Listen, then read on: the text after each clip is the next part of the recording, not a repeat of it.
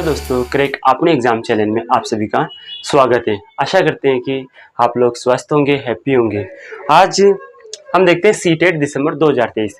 तो अभी जल्दी सीटेट का जो दिसंबर में एग्जाम होने वाली है इसका नोटिफिकेशन आने वाला है। तो उससे पहले हम सीटेट के बारे में थोड़ा सा समझ लेते हैं कि बहुत से लोग अभी सीटेट की तैयारी करने की सोच रहे होंगे और कुछ ने स्टार्ट कर दी होगी। तो हम थोड़ा सा समझते हैं कि सीटेट किस पैटर्न पे होता है। सीटेट में दो पेपर होते हैं, paper first and paper second. Paper first जो होता है ये होता है 1 से 6 तक की क्लास के लिए, और जो पेपर सेकंड होता है वो होता है 6 तो ये 5th तक की होता है।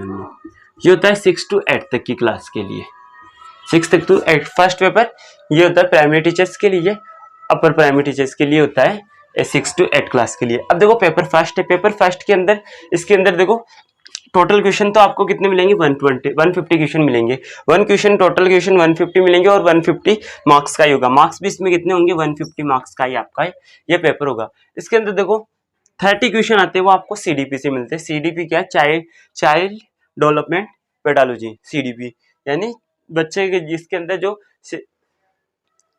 मनोविज्ञान है, साइकोलॉजी के से रिलेटेड क्वेश्चंस आते हैं। आपको 30 क्वेश्चन साइकोलॉजी से रिलेटेड क्वेश्चन मिलेंगे, जिसके अंदर जो मान साइकोलॉजिस्ट हुए उनकी थ्योरीज के बारे में, उनकी थ्योरीज के ऊपर कंटेंट जो क्वेश्चंस बनते हैं वो डायरेक्टली क्वेश्चंस आएंगे। और कुछ आपके जो आप क्लास में बच्चों को कैसे मेंटेन करोगे, क्लास में कैसे पढ़ाओगे, उससे रिलेटेड कुछ क्वेश्चंस इस पोर्शन के अंदर आते हैं। और 30 क्वेश्चन कौन से आते हैं, ईवीएस के आते हैं। ईवीएस के अंदर जो 6th क्लास की एनसीईआरटी होती है उसके अंदर ईवीएस न कि साइंस अलग से नहीं होता है, उसमें ईवीएस पोर्शन होता है। तो 5th क्लास तक बच्चों के लिए ईवीएस चलता है। तो ईवीएस के जो 5th क्लास की ईवीएस की एनसीईआरटी चलती है ना, उसी से क्वेश्चन आएंगे आपको। फर्स्ट से लेके 8th तक की जो एनसीईआरटी है, 8th तक की एनसीईआरटी पढ़नी पड़ेगी। आपको यहाँ मिलेगी पढ़ाने के लिए 5th क्लास, लेकिन अब यहाँ जो मैटर आएगा वो 8th क्लास तक की एनसीईआरटी तक में से आएगा। तो आप अगर ईवीएस पढ़ना चाहते हो तो एनसीईआरटी बुक को फॉलो करें। और फिर बाद में आते हैं क्वेश्चन, 30 क्वेश्चन जो आते हैं वो मैथ के आते हैं। 30 क्वेश्चन में से 15 क्वेश्चन तो किसके आते हैं, कंटेंट के आते हैं।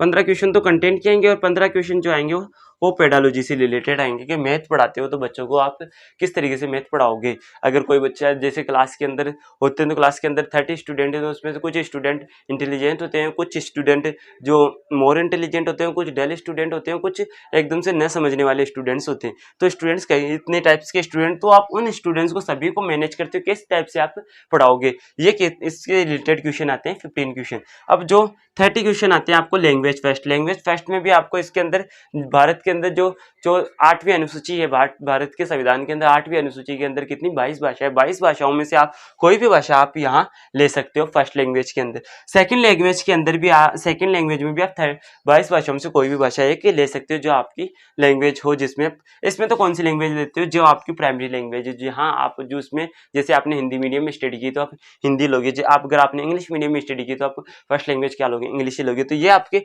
स्टेट से रिलेट करती है कौन सी लैंग्वेज। सेकंड लैंग्वेज आपकी स्टेट की जो लोकल लैंग्वेज होती है, लोकल लैंग्वेज इसके अंदर आप ले सकते हो। तो इसके अंदर भी जो आते हैं लैंग्वेज फर्स्ट के अंदर, इसमें आते हैं आपके 15 क्वेश्चन तो जो आपके बेसिक ग्रामर्स के आते हैं, और 15 क्वेश्चन आपके इसमें भी पेडालॉजी से रिलेटेड आते हैं। ऐसे ही 30 क्वेश्चन में भी इसमें जो लैंग्वेज सेकंड में इसमें 15 क्वेश्चन तो जो आपके ग्रामर बेसिस है उसमें से वो 15 क्वेश्चन आपके पेडालॉजी से रिलेटेड आते हैं।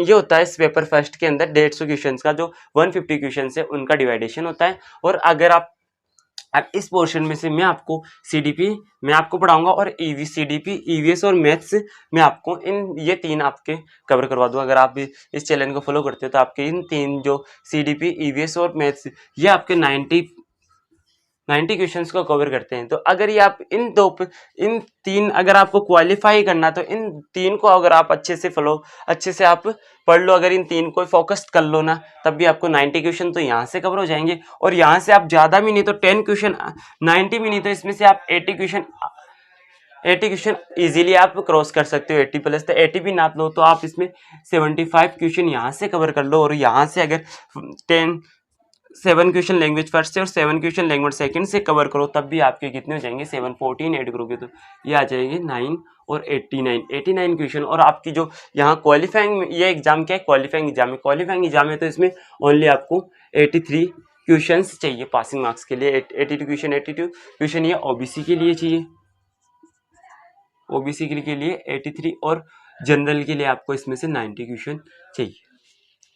तो अब देख लो इसके अंदर से आपको ओनली 150 ऑफ, और ये एग्जाम कौन सी है, qualifying nature exam. Qualifying nature जो क्वालिफाइंग एग्जाम होती है उसके अंदर माइनस मार्किंग नहीं होती है। आप कभी भी किसी भी एग्जाम में दो तो ये कंफ्यूजन मत रखना कि अगर वो एग्जाम क्वालिफाइंग नेचर है, ओनली क्वालिफाइंग एग्जाम है, तो वो उसके अंदर ओनली पासिंग मार्क्स, उसके अंदर आपको नेगेटिव मार्किंग नहीं होती है। ऐसे ही सीटेट के अंदर नेगेटिव मार्किंग नहीं होगी।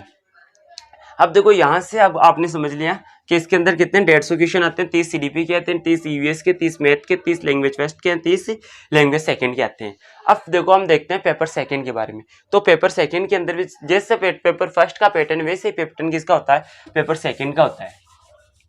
सेम पैटर्न होता है पेपर सेकंड का भी। पैटर्न पेपर सेकंड में कितने क्वेश्चन आते हैं, इसमें भी 30 क्वेश्चन तो किसके आएंगे, सीडीपी के मिलेंगे। सीडीपी के अंदर आपको जो चाइल्ड डेवलपमेंट पेडालॉजी इससे रिलेटेड आएंगे चाहे से। अब इसके अंदर जो क्वेश्चन आएंगे, जो इससे क्वेश्चन थोड़े से हाई लेवल के क्वेश्चन आएंगे। यहाँ की जो पेडालॉजी होगी, यहाँ की जो सीडीपी थोड़ी सी हाई हो जाएगी, बाकी नॉर्मल से ज़्यादा डिफरेंस नहीं आता सीडीपी के अंदर। तो अब जो मैथ और साइंस इसके अंदर देखो, अब दूसरा पोर्शन आता है इसके अंदर पेपर सेकंड के अंदर सब्जेक्ट का आता है।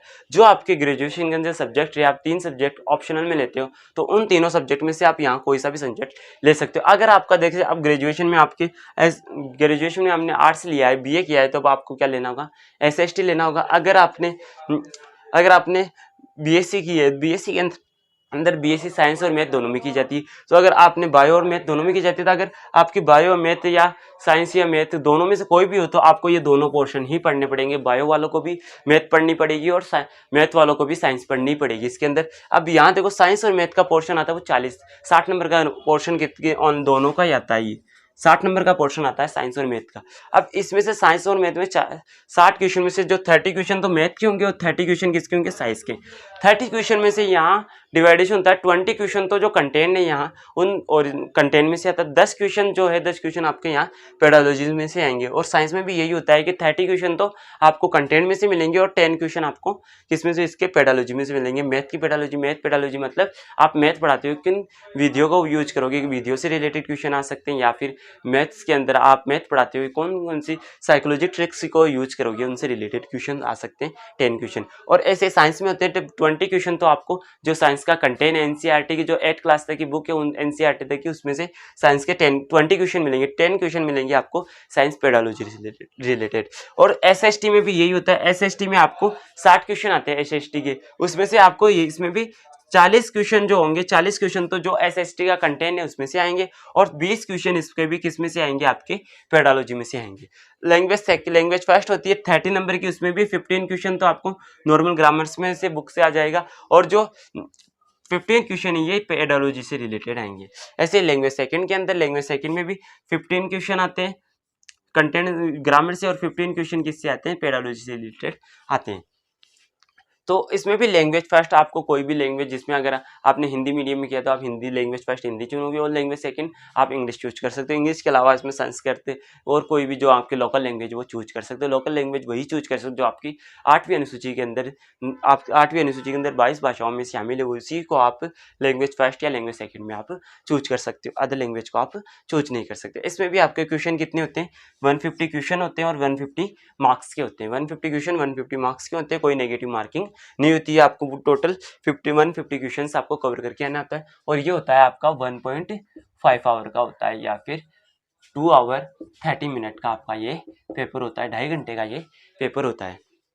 2.5 घंटे के पेपर के अंदर अब इसके अंदर सबसे ज़्यादा इंपॉर्टेंट जो हो जाता है यहाँ टाइम मैनेजमेंट हो जाता है। इस बार भी जैसे कि अभी जो 20 अगस्त को जो आपकी सीटेट एग्जाम हुई थी उसमें भी आपके लगभग 6% के अप्रॉक्स बच्चों ने ही जो सीटेट कवर कर पाए थे।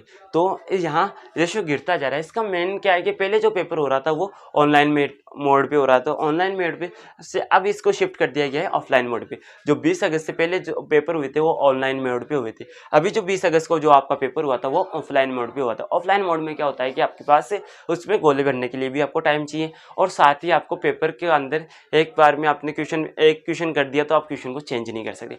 ऑनलाइन मोड में तो आप जाके बाद में चेंज कर सकते हो आंसर को, लेकिन ऑफलाइन मोड के अंदर आपने एक बार गोला भर दिया तो अब आप उस गोले को चेंज नहीं कर सकते, क्योंकि एक बार गोला जहाँ टिक लगा दिया ना आप जिस गोले के ऊपर, उस गोले के अलावा दूसरे गोले पे आपको टिक लगाते वो क्वेश्चन आपका डिस्कार्ड हो जाएगा, वो क्वेश्चन कैंसिल हो जाएगा, उसका कोई नंबर नहीं मिलेगा। इसलिए गोलों को भरते हुए थोड़ा सा ध्यानपूर्वक अच्छे से भरें। एक बार क्वेश्चन पहले तो आप देखो, गोलों को भरने का तरीका भी होता है कि पहले आप इसमें भी कई बच्चे तो क्या करते हैं कि एक क्वेश्चन किया फिर गोलों का भरते हो, या फिर कुछ स्टूडेंट क्या करते हैं कि 10 क्वेश्चन कर लिए फिर 10 गोले को भर लिए फिर 10 क्वेश्चन किया। तो या तो आप ऐसे करो, या फिर आप क्वेश्चन वाइज चलो। जैसे 30 क्वेश्चन है तो 30 क्वेश्चन आपने सीडीपी, जैसे पेपर फर्स्ट को चूज करे तो पेपर फर्स्ट में आपने 30 क्वेश्चन किए, 30 क्वेश्चन सीडीपी किए और 30 क्वेश्चन फिर आपने फिल कर दिए। इससे क्या होता है कि आप बीच बीच में फ्लो टूट जाता है, क्योंकि क्वेश्चन से रिलेटेड चलते रहते हैं कि आप सीडीपी पढ़ रहे हो तो सीडीपी के अंदर आप बीच बीच में एक क्वेश्चन किया, ऐसे आपका फ्लो टूटेगा तो आप क्वेश्चन को थोड़ा सा डाइवर्ट हो जाएगा। इसलिए अगर आप 30 क्वेश्चन पहले सीडीपी के कवर फिल करो, फिर बाद में 30 क्वेश्चन को जल्दी से उसमें अंदर ओमार शीट के अंदर फिल करो। ओमार शीट को फिल करते हुए एक बार क्वेश्चन को पढ़ो, फिर से एक बार चेक कर लो कि आपने जो ऑप्शन लगाया क्या ऑप्शन वही लगाया है। और ऑप्शन भरते टाइम कि ये नहीं कि आपने देखिए 10 क्वेश्चन है और कौन सा डायरेक्ट टिक करो, ये नहीं करना है। आपको क्वेश्चंस को देखना है। हाँ, मैं क्वेश्चन 1 के अंदर क्या है ए ऑप्शन भर रहा हूँ तो ए ऑप्शन भर रहा हूँ ना, क्वेश्चन नंबर 2 के अंदर बी ऑप्शन मैंने लगाया तो क्या मैं बी भर रहा हूँ क्या। अगर आप कई बार क्या करते हैं हम क्वेश्चन नंबर थर्ड, अब वहाँ क्वेश्चन नंबर 3 पढ़ रहे हैं और ओमार के अंदर हम क्वेश्चन नंबर 2 का लगा रहे हैं। कई क्वेश्चन हम मार्क लगा के छोड़ देते हैं और उन क्वेश्चंस को डिस्कार्ड करते हैं। हम ध्यान नहीं देते कि हम क्वेश्चन नंबर 2 को हमने छोड़ा था और वहाँ क्वेश्चन नंबर 3 वाला उसके अंदर 2 के अंदर फिल कर दिया। तो अब वो गलत है या सही है, आप उसको सही भी नहीं कर सकते, क्योंकि अगर एक बार वो गोला भर दिया तो उस गोला भर गया। उस गोले को आप ना तो इरेज कर सकते हो ना इस गोले को कैंसिल कर सकते हो, वो एक बार फिक्स हो गया। अब उसका नंबर आप गलत है तो गलत आएगा और रॉन्ग होया तो माइनस कम होगा उस क्वेश्चन का, ये कोई नहीं है। अब इससे अब एक बार ये भी कि आप एक गोला गलत भर गया तो उसको यहाँ माइंड नहीं करना है, उसको छोड़ दो, कोई बात नहीं। गलत हो गया, आपके पास 149 क्वेश्चन और है। एक की वजह से कि आप 149 को आप 149 की बर्डन, इस एक का बर्डन लेके 149 को क्यों कैंसिल करना है। इसलिए ये थोड़ा सा ध्यान रखिए कि पहले 30 क्वेश्चन किया एक क्वेश्चन का, फिर 30 क्वेश्चन को गोले भरती, फिर दूसरा स्टार्ट किया, फिर कैसे। तो इससे आपका टाइमिंग से होगा और साथ ही आपको 130 क्वेश्चन एक साथ 30 क्वेश्चन हो जाएंगे, फिर 30 क्वेश्चन किया फिर गोले भरते। ऐसे ही आपको अगर पेपर सेकंड दे रहे तो आप इसमें भी यही पैटर्न रहेगा। तो आई होप आपको ये समझ में आया होगा। आज हमने क्या पढ़ा, सीडीपी का जो आपका पेपर का पैटर्न होता है वो पढ़ा है।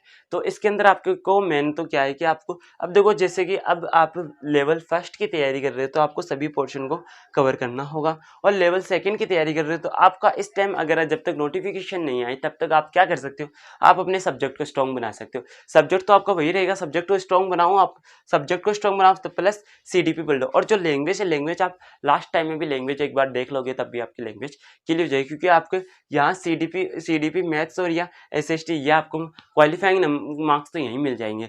तो अगर आप लैंग्वेज फर्स्ट और लैंग्वेज सेकंड को आप अगर लास्ट के 1 मंथ भी अच्छे से पढ़ोगे तब भी आपका अच्छे से कवर हो जाएगा। तो आई होप आपको ये समझ में आया होगा। हम कल से स्टार्ट करेंगे इसकी मैथ्स और साइंस की क्लासेस स्टार्ट करेंगे। पहले हम लेवल सेकंड के मैथ्स और साइंस से स्टार्ट करते हैं। पहले हम मैथ्स स्टार्ट करते हैं, उसके बाद साथ ही मैथ की क्लास अल्टरनेटिवली, साइंस की क्लास अल्टरनेटिवली स्टार्ट कर देंगे।